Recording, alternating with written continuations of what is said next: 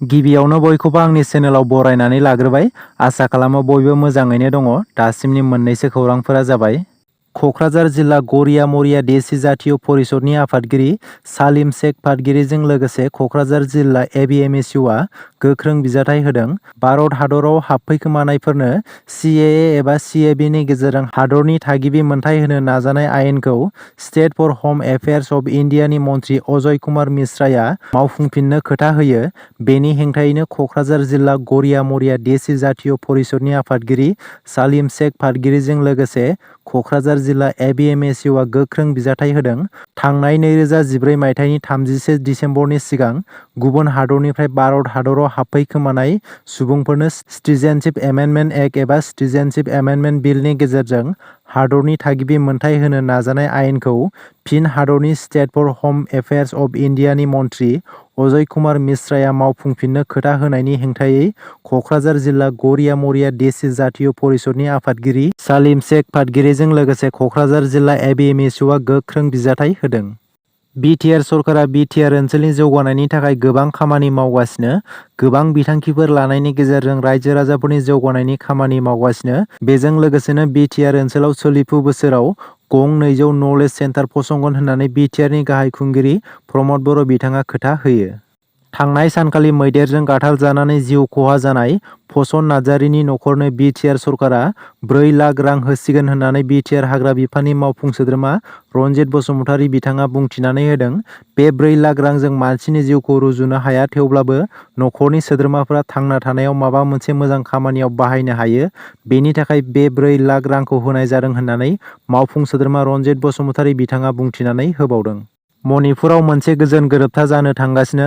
मणिपुर सरकार आरो फ्रन्टलाइन बिग्रायारि हान्जाजों मोनसे गोजोन गोरोबथायाव मणिपुर सरकारा थाबैनो फ्रन्टलाइन बिग्रायारि हान्जाजों मोनसे गोजोन गोरोबथायाव सागान होनो सावरायगासिनो। बे बाथ्राखौ मणिपुरनि गिबि मन्थ्रि एन बीरेन सिंह बिथाङा मिथिहोदों।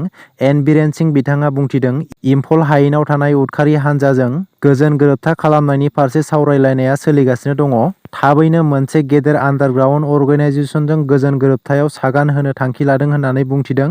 गिबि मन्थ्रि एन बीरेन सिंह बिथाङा मख'नो गोनांदि थांनाय 3 मेनिफ्राय मणिपुराव मोननै हारिनि गेजेराव हारियारि दाङाबाजि सोमजिदोंमोन। बे हारियारि दाङाबाजियाव सरासनस्रा सुबुंफोरा गोबां दुखु खस्थ' सहायनायजों लोगोसे गोबां सुबुंनि जिउ खहाबो जादोंमोन। हारियारि दाङाबाजि जानायनि उनाव सरकारि मावख'आरि महरै फ्रन्टलाइन बिग्रायारि हान्जाजों सावरायलायनाया सोलिगासिनो। उत्तराखन्डनि उत्तरकाशी सुरंगनि लांगोनायाव महादेव शिवनि सावगारि नुनो मोन्दों। उत्तराखन्डनि उत्तरकाशीआव सुरंग बायग्रबनानै सा 41 खामानि मावग्राफोरा दासिमबो नांथानानै दङ आरो बे सा 41 खामानि मावग्राफोरनि गेजेराव 2 बर' सुबुङाबो दंफायो। नांथानानै थानाय सा 41 खामानि मावग्राफोरखौ रैखा खालामनो हर सान खामानि मावनाया सोलिगासिनो। बेबादि समनि गेजेरावनो मोनसे सोमोनांथाव नुथायखौ नुनो मोन्दों। सुरंगनि लांगोनायाव महादेव शिवनि सावगारि एबा महरा नुजाथिदों। बेखौ लानानै ओनसोलनि रायजो राजाफ्रा सोमोनांनाय फोरमायदों आरो सुरंगनि लांगोनायाव हरखाब महादेव शिवनि सावगारिखौ नुनानै मोनसे सोमोनांनाय आरो गिखांनाय थासारिया सोमजिदों। बेखौ लानानै रैखाथि हान्जाजों लोगोसे उत्तराखन्डनि रायजो राजाफोरा सोमोनांनायखौ फोरमायदों। BTR गोरोबथानि दफाफोरखौ मावफुंजोबनांगौनि थाखाय दुलाराय बर' फरायसा आफादा फिन सोमावसारफिनगोन। गुवाहाटी सेन्ट्रेल जेलाव थानाय, हाइ कर्टआव थानाय केस आरो NIA कर्टआव थानाय केस बिथांमोनखौ बख'नायनि थाखाय दानि रुलिं पार्टियाव थानाय UPPLआनो जा BPFआनो जा हारिनि बिदा फंबायफोरखौ दिहुनना लाबोनायनि थाखाय गोख्रों सोमावसारोब्ला बे जाफुंसारगोन होननानै दिपेन बर' बिथाङा बुंदों। नाथाय बेनि गेजेराव मोनसे सोंथि सिखाङोदि BTR गोरोबथाजों फैफाखानाय दफाफोरखौ मावफुंहोनांगौनि थाखाय मानो दायो सोमावसारफिननो गोनां जानो हागौ? फैगौ लकसभा बिसायख'थिया खाथियाव सफैनायखौ नोजोर होनानै BTRनि गोख्रों राजखान्थि हान्जाफोरा रायजो राजाफोरखौ लानानै सुबुं गौमा खालामनायखौ नुनो मोनगासिनो। बे समनि गेजेरावनो प्रमद बर' बिथाङा BPF दोलोखौ थांखिनानै गोख्रों बाथ्रा बुंदों।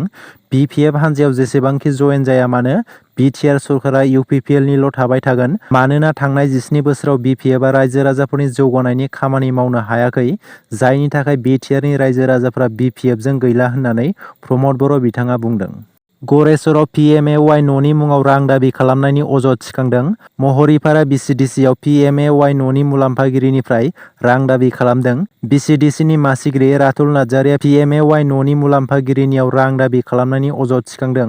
मुलाम्फागिरिया फोरमायनाय बायदिब्ला BCDCनि मासिगिरि रातुल नार्जारिया 2,000 रां दाबि खालामदों आरो मुलाम्फागिरिया 1,000 ल' रां हरनो नागिरनायाव हुमखि होदों होननानै मिथिहोदों। दासिमनि मोननैसो गोनां खौरांफोरा बेनोमोन। गोजोन्थों।